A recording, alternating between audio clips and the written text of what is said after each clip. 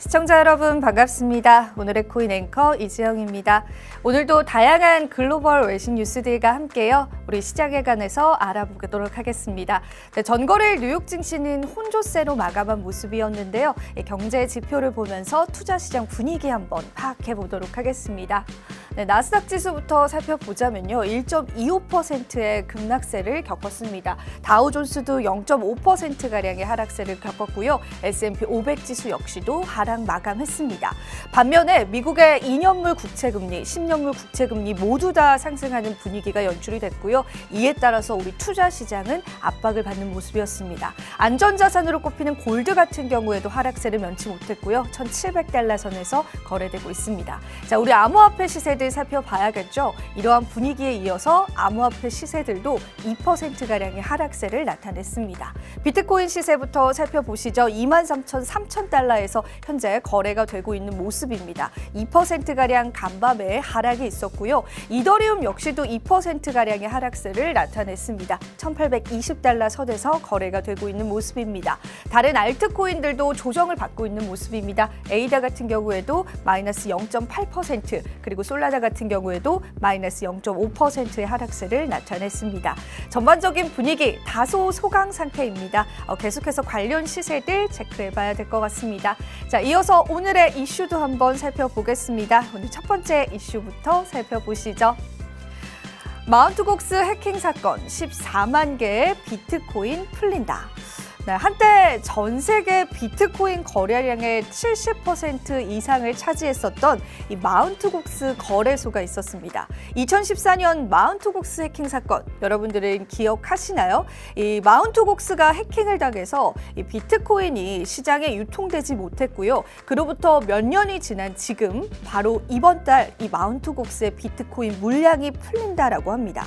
지난해 11월 도쿄 지방법원에 의해서 지불 명령이 최종적으로 확인이 됐고요. 만약에 이달에 이러한 물량들이 풀리게 된다면 시장이 단기적인 충격을 받을 수 있다는 전문가들의 분석이 나오고 있습니다.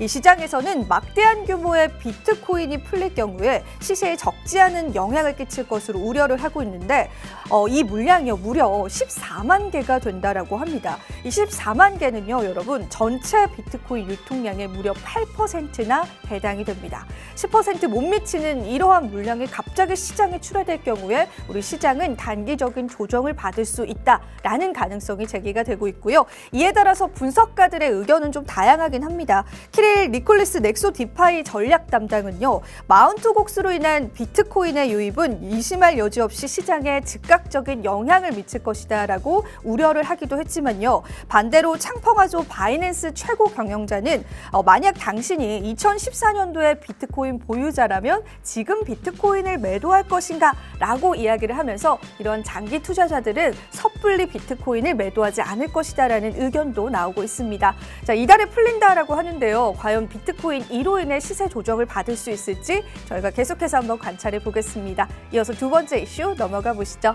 오늘 두 번째 이슈입니다. 이더리움 머지 뜻밖의 수혜자. 이더리움 머지 업데이트로 인해서 이 뜻밖의 수혜자가 있다라고 합니다.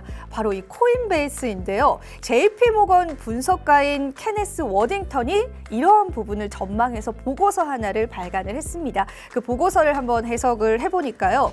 이더리움 시장에서 코인베이스의 시장 점유율이 15%로 추산이 되는데 코인베이스 전체 암호화폐 생태계 시장 점유율과 비교해서 2배 이상 높은 수치다라고 합니다. 워딩턴은 아무래도 이 코인베이스의 점유율은 기관 쪽으로 기울어져 있는데 이 기관들은 여타 알트코인보다는 비트코인과 이러한 이더리움과 같이 좀 큰 암호화폐 매수를 선호하기 때문에 이더리움 머지를 통해서 연간 6억 5천만 달러의 스테이킹 매출을 올릴 것으로 예상된다라는 추산치까지도 내세웠습니다.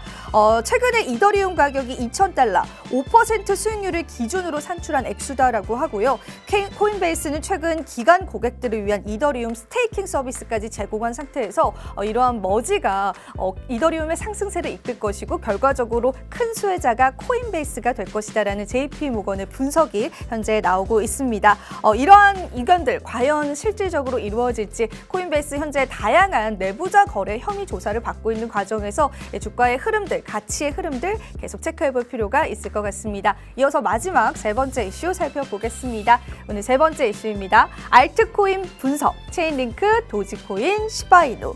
암호화폐 시장이 오늘장에는 좀 하락세를 나타내고 있는데요. 비트코이니스트에 따르면은 이 체인링크의 약세가 계속해서 이어질 것이다라고 보고 있습니다. 그 근거로 제시한 게 상대 강도 지수인 RSI 지표가 42 수준으로 과매도 상태를 나타내고 있기 때문이다라고 이야기를 했습니다. 반면 이 시바이누 같은 경우에는요, 신규 주소수가 최근에 굉장히 급등했다라고 합니다. 그에 따라서 이 시바이누의 상승세는 계속 이어갈 가능성이 있다라고 전망을 했고요. 시바이누가 상승하면 이 도지코인도 같이 주목을 받죠. 도지코인 역시도 이 밈코인들의 또 다른 상승으로 함께 상승할 것이다라고 보고 있습니다. 특히나 한 분석가는요, 이 도지코인과 시바이누와 같은 밈코인에 이러한 신규 투자자들이 유입된다라는 거는 우리가 불장으로 가고 있는 과정의 하나의 증거다라고 제시를 하기도 했습니다. 오늘장에는 비록 조정을 받고 있긴 하지만 앞으로의 이런 밈코인들 시세들도 우리가 한번 포착해보면 좋을 것 같습니다. 네, 이렇게 해서 오늘의 이슈까지 저와 함께 살펴보셨고요. 전 잠시 후에 다시 돌아오겠습니다. 오늘의 코인 가자!